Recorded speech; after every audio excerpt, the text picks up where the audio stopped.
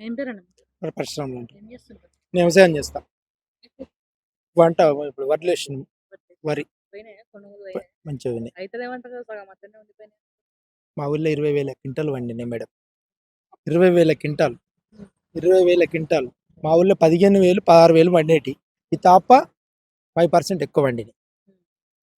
మొత్తం కొనేసారా? మొ- మొత్తం ఇత్తు లేకుండా పోయి ఇప్పుడు ప్లస్ మీట్ అది దాని మీద నేను లారీలో అంటే పిలుస్తారు. మీరు కాంగ్రెస్ కదా, రేవంత్ రెడ్డి మేము అన్నట్టు కాంగ్రెసే వ్యాఖ్యలు చేస్తున్నారు. మేము కాంగ్రెసే మేము కాంగ్రెసే కాంగ్రెస్ అని అందుకు కాదు. చెప్తున్నావా?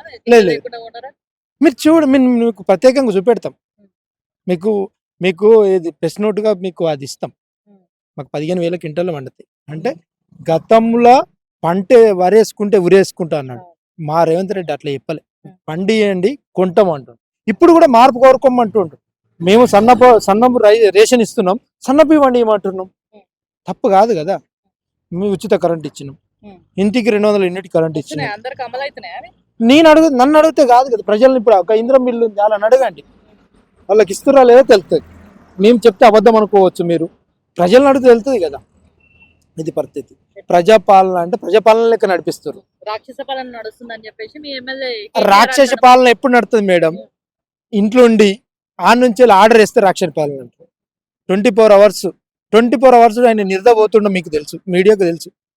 ఏ ప్రోగ్రానికి అయినా ఇవాళ కొండగట్టు కాడ బస్సు బుర్రబడి 59 మంది పిల్లలు వాళ్ళు చనిపోతే KCR వేయండా madam? KTR వేయండా madam? Harish Rao వేయండా madam?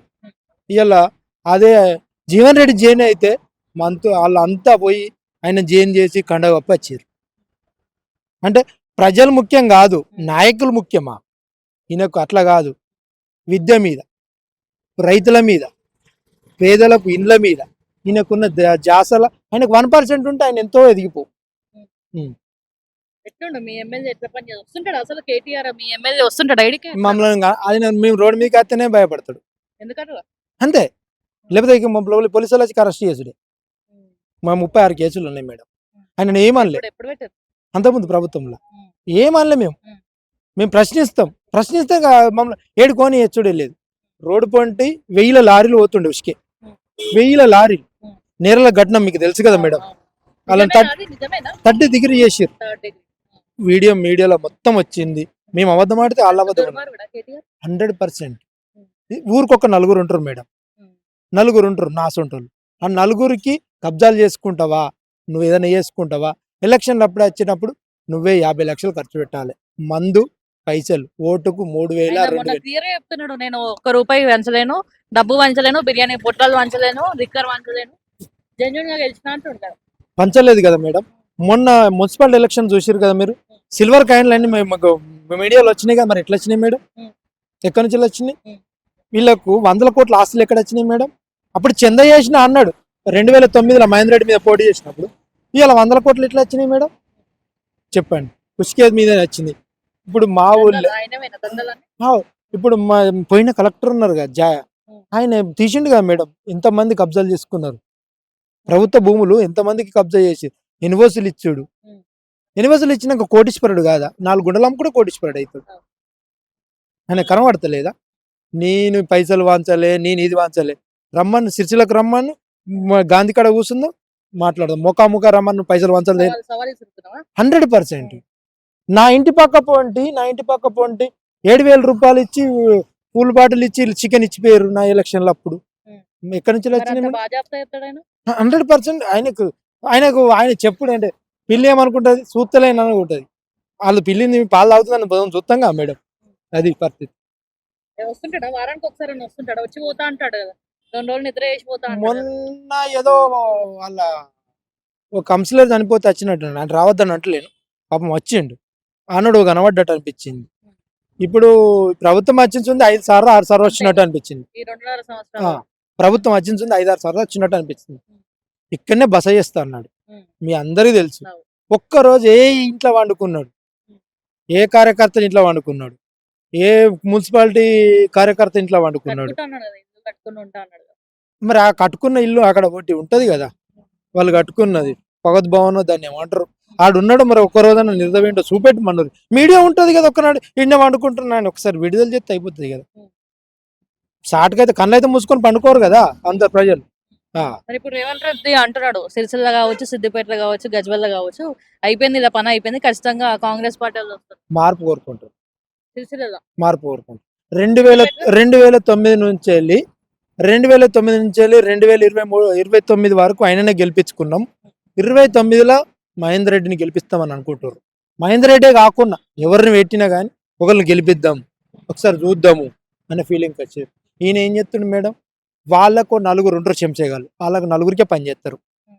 ఎవరికి మరి పని ఎందుకు చేస్తారు? గెలుస్తున్నాం 2-3 సార్లు ఎందుకు గెలిచినాం? పైసలు. ఇక్కడ మా పద్మశాలి బిడ్డలు ఎక్కువ ఉంటారు. ఉం. వాళ్ళకి ఏం పని కల్పించండు చెప్పు మన మేడం.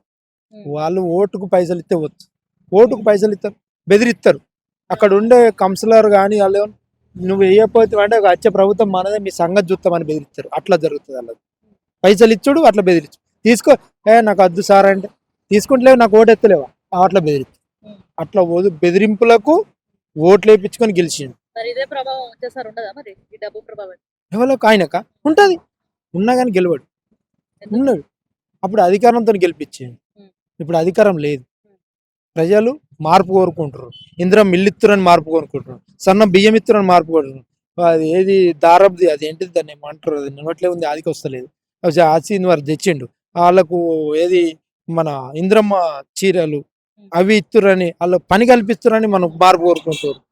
ఇక ప్రజలలో మేజర్ ప్రజలలో పోతే రుణమాఫీ చేసిరని కోరుకుంటారు, అవి అడ్లు మొత్తం కొంటురని కోరుకుంటారు, ఇందులో 200 యూనిట్ కరెంట్ ఇస్తురని మార్పు కోరుకుంటారు. ఇంకేం కావాలి మేడం? అది అది చాలు మాకు. అంటే సిరిసిల్లలో మార్పు వస్తుంది అంటారు. 100% సిరిసిల్లనే కాదు, సిరిసిల్లనే కాదు, గజ్వేల్, సిద్దిపేటల ఈ 3 100% కాంగ్రెస్ పార్టీ ఖచ్చితంగా ఐజోలేషన్ చేసుకుంటుంది. సాధ్యమవుతుందా హరీష్ రావు సాధ్యం? ఇదే ఇవాళ ఎంత డేట్ వేయడం, మళ్ళా 2029లో మీరు నాతోనే మాట్లాడాలి బతికుంటే. లాభం అంత అంటే నమ్మకం ఎడికైనా వచ్చింది మీకు అంతగా? అన్న, రేవంత్ రెడ్డి ఇస్తుండా? లక్ష మెజార్టీ ఉండే మేడం, లక్ష మెజార్టీ ఉండే. ఇవాళ 15,000కి వచ్చింది, 10,000 13,000 వచ్చింది. అంటే ఎట్లా వచ్చింది మేడం? ఎట్లా వచ్చింది అంటే ప్రవర్తన తగ్గుతుంది, మార్పు కోరుకుంటారు ప్రజలు. ఇప్పుడు కాంగ్రెస్ రాదు రాదు రాదు అన్నారు, వచ్చిందా రాదు మేడం? ప్రజలు కోరుకున్నాక ఎవ్వరు ఆపరు, ప్రజలు కోరుకుంటారు. మీరు చూడండి, ఇంకా ఊరి నన్ను కాక వేరేట్లో అడుగు, ప్రజలు కోరుకుంటే వస్తారు, లేకపోతే రాదు. ఎట్లా కవిత వస్తుంది కదా, కవిత పర్యటన చేస్తుంది, మరి కవిత ప్రభావం ఉంటుందా మరి ఈడ? కవితది అనేది అది తెలియదు, మనం ఏం చెప్పలేం. వస్తుంది కొంతమంది వాళ్ళ జాగృతి అని వెనకట ఫస్ట్ ఉన్నది కదా, వాళ్ళు ఏమన్నా ప్రభావం చూపెడితే వాళ్ళకే నష్టం, మాకేం లేదు. మమ్మల్ని అసలుకే టార్గెట్ ఏది ఆమె రాదు. ఎందుకు భయమా? భయం అని కాదు, కానీ ఇక వాళ్ళకు ఉన్న కార్యకర్తలతో మరి ఏం చెప్తుందో చూడాలి. ఆమెను తక్కువ అంచనా వేసాడు కలదు. ఇప్పుడు సీమె పోటీ చేస్తే నిజామాబాద్ ఆమెనే గెలుస్తుంది, అరవింద్ కూడా గెలవడు. ఎందుకట్లా? అంతే, ఎందుకట్లా? ఆమెకు ఆ ప్రభావం ఉంది. ఇప్పుడు ఉందా? ఇప్పుడు ఉంది. ఇప్పుడు ఇప్పుడు ఆమెకు దాదాపు ఏం లేదన్నా కానీ 20-25 సీట్లకు వెళ్తే వీళ్ళు మొత్తం కట్టుకపోతారు. టీఆర్ఎస్ అనేది బీఆర్ఎస్ అనేది మొత్తం కట్టుకపోతుంది, రాసి పెట్టుకోరు.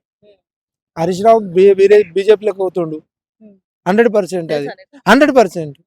నీకు బాగానే లీక్ అయింది. లీక్ అవడేంది మేడం, వాళ్ళు ఉన్న కార్యకర్తలు మన దోస్తుగాళ్ళు ఉంటారు కదా, మా సార్ అన్నకే పోతుండ్రా బాబు అని. ఇప్పుడు పోతుండంట మరి పోతాడట, ఇక ముహూర్తం ఉంది కదా, ఎలక్షన్స్ అయిపోయినాక, ఎలక్షన్స్ ముందు ఎట్లా? ఎలక్షన్లు కాకముందే వెళ్ళిపోతాడు. మరి ముఖ్యమంత్రి కేటీఆర్ హరీష్ రావు అనేసి అంటున్నారు నెక్స్ట్ ముఖ్యమంత్రి. వాళ్ళు గెలితే అవుతారు కావచ్చు, గెలవరు కదా మేడం. ఎట్లుంది కాంగ్రెస్ పాలన, రేవంత్ రెడ్డి పాలన ఎట్లుందంటే ఏం చెప్తారు? ప్రజాపాలన నడుస్తుంది మేడం, ప్రజలకు సంక్షేమాలు అందుతున్నాయని మనం అనుకుంటున్నాం, ప్రజలు కూడా అనుకుంటారు. అందుకు నెక్స్ట్ టైం కూడా రేవంత్ రెడ్డి గారే సీఎం అవుతాడు. 29 సీట్లు ఉన్నాయి, 29 ఉన్నాయో అవి కూడా మేమే కైవసం చేసుకుంటాం, ఇది 100% గ్యారెంటీ.